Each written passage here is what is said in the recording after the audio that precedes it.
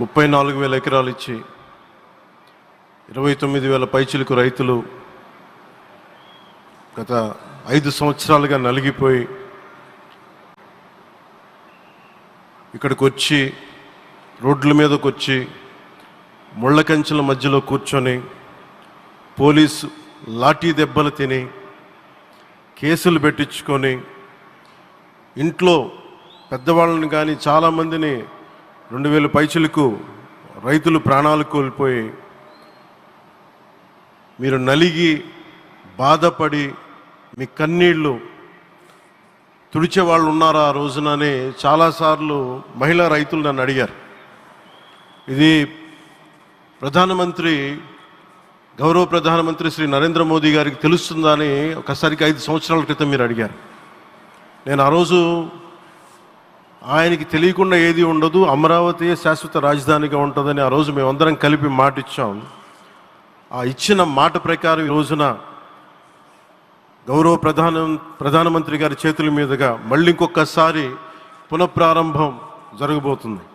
ఇది ఆది శంకరాచార్య 1237వ జయంతి సందర్భంగా తిరిగి అమరావతి పునఃప్రారంభం కావటం చాలా ఆనందాన్ని కలగజేస్తుంది.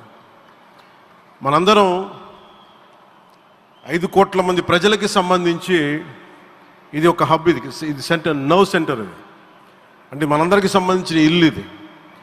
మనందరం ఎవరిని అడుగుతున్నామంటే ఒక ప్రధానమంత్రి గారు పూర్వం సన్యాసాశ్రమంలో ఉన్నప్పుడు ఆయనకి అనికేత్ అనే పేరు పెట్టారు.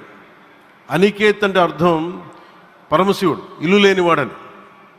అలాంటి ఇల్లు లేనివాడు, కుటుంబం లేనివాడు 5 కోట్ల మంది కుటుంబాలకు, 5 కోట్ల మంది ప్రజల కోసం, ఎన్ని కోట్ల కుటుంబాల కోసం మనందరికీ రాజధానిలో ఒక నగరం నిర్మించడానికి, ఇల్లు నిర్మించుకోవడానికి ఇల్లు లేకుండా 140 కోట్ల మంది ప్రజల బాధ్యత తీసుకొని కశ్మీర్ నుంచి కన్యాకుమారి వరకు, అక్కడ కామాఖ్య నుంచి ద్వారకా వరకు ప్రపంచమే, మన దేశమే తన కుటుంబంగా చేసుకుంటూ ఈ భారతదేశమే తన ఇల్లుగా చేసుకొని తిరిగి పునఃప్రారంభానికి విచ్చేసిన గౌరవ ప్రధానమంత్రి శ్రీ నరేంద్ర మోదీ గారికి మనస్ఫూర్తిగా మన అందరి తరపున, ఆంధ్రప్రదేశ్ ప్రజలందరి తరపున, అమరావతి రైతాంగం తరపున, ఆడపడుచుల తరపున వారికి చేతులెత్తి హృదయపూర్వక నమస్కారాలు తెలియజేస్తున్నాం. దివిసీమ తుఫాన్ వచ్చి అందరి ఆశలను తుడిచిపెట్టేసినట్టు గత ప్రభుత్వం రాష్ట్రం మరియు అమరావతి భవిష్యత్తుని తుడిచిపెట్టేసింది. అమరావతి అంటే పరదాలు, సెక్షన్ 30, సెక్షన్ 144 మాత్రమే గుర్తుకొచ్చేలా పనిచేశారు. నువ్వు ధర్మం కోసం నిలబడితే ధర్మం నువ్వు నిలబడేలా చేస్తుంది అనే విధంగా ఆ రోజున అమరావతి రైతులు, రాష్ట్ర ప్రజలు ఈ ధర్మ యుద్ధంలో విజయం సాధించారు. రైతులు ఇచ్చిన 11,000 ఎకరాల భూమిని త్యాగం చేసి వారి సంకల్పం, 33,000 ఎకరాల భూమిని త్యాగం చేసి వారి సంకల్పం ఫలితంగా ఈ రోజున ఆంధ్రప్రదేశ్ రాజధాని ఆవిర్భవించింది. అమరావతి రాజధాని పనులు పునఃప్రారంభమవుతున్న ఈ శుభ సందర్భంలో ముందుగా రాజధాని నిర్మాణం కోసం స్వచ్ఛందంగా ముందుకొచ్చి తమ భూముల్ని, పొలాల్ని ప్రభుత్వానికి ఇచ్చిన అమరావతి ప్రాంత రైతులకు, మీ త్యాగానికి గత 5 ఏళ్లుగా మీరు చేసిన పోరాటానికి శిరస్సు వంచి మీకు ధన్యవాదాలు తెలియజేస్తున్నాను.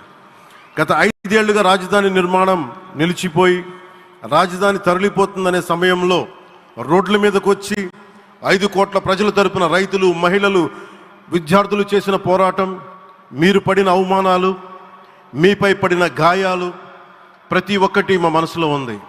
ఆ రోజున దివ్యాంగులను కూడా లాఠీ దెబ్బలు నా గుండెలు ఇంకా సజీవంగా ఉన్నాయి. ఆ బాధ మేము మర్చిపోలేదు, ఎవరిని మర్చిపోనివ్వలేదు. అందుకని దానికి సజీవ సాక్షి ఈ రోజున తిరిగి పునఃప్రారంభానికి గౌరవ ప్రధానమంత్రి గారు రాక, ఆ రోజున మహిళలు, విద్యార్థులు చేసిన పోరాటం, మీరు పడిన అవమానాలు, మీపై పడ్డ గాయాలు ప్రతి ఒక్కటి మనసులో ఉంది. మీ త్యాగాన్ని మేము మర్చిపోం. మీరు చేసిన త్యాగానికి జవాబుదారీగా ఉంటాం. బాధ్యతగా అమరావతి నిర్మాణం జరిగేలా సాయశక్తుల ఈ కూటమి ప్రభుత్వం కృషి చేస్తుంది. అమరావతి రైతుల త్యాగాలను హృదయపూర్వకంగా స్మరించుకుంటూ వారి ప్రతినిధులుగా ఇక్కడకు విచ్చేసిన రైతులకి నా ప్రత్యేక నమస్కారం. ఈ పోరాటంలో వారికి ప్రతినిధులుగా సన్మానం అందుకుంటున్న మహిళా రైతులు పాత్ర ప్రత్యేకించి అమరావతి మహిళా రైతుల పాత్ర చాలా అభినందనీయం. మీరు ఎంత నలిగారు, మీరు ఎంత రోడ్ల మీదకి వచ్చారు. మగవాళ్ళు ఆపేస్తే ఆడపడుచులు బయటకు వచ్చి తిరిగి పౌరుషం చూపించారు, ఆంధ్ర పౌరుషాన్ని చూపించారు. మీరికి నా ప్రత్యేక అభినందన. వాళ్ళు చూపిన సాహసం, సహనం అందరికీ ప్రేరణగా నిలుస్తాయి.